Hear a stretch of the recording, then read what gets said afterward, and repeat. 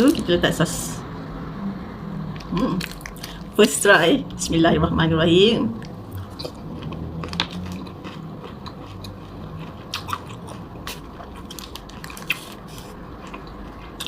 Sedap.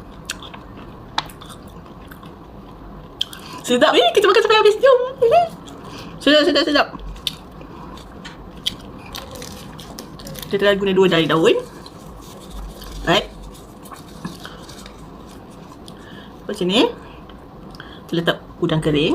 Saya nak bagi korang nampak. Tak apa. Udang kering.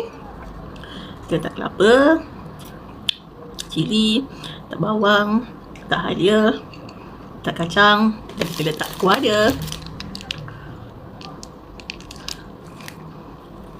Kita tutup.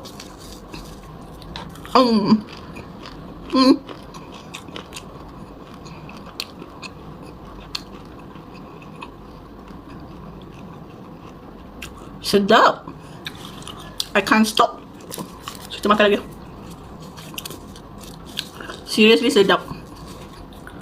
Aku tak sangka sedap ya. Nampak macam ni. Macam aku nak tunjukkan korang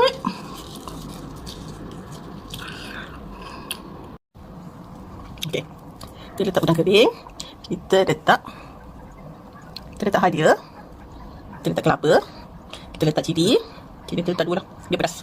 Kita letak bawang banyak sikit. Seriously rasa dia sangat sedap ni. Kita letak limau. Limau asam sikit. Lepas tu kita letak kuah. Lepas tu kita makan.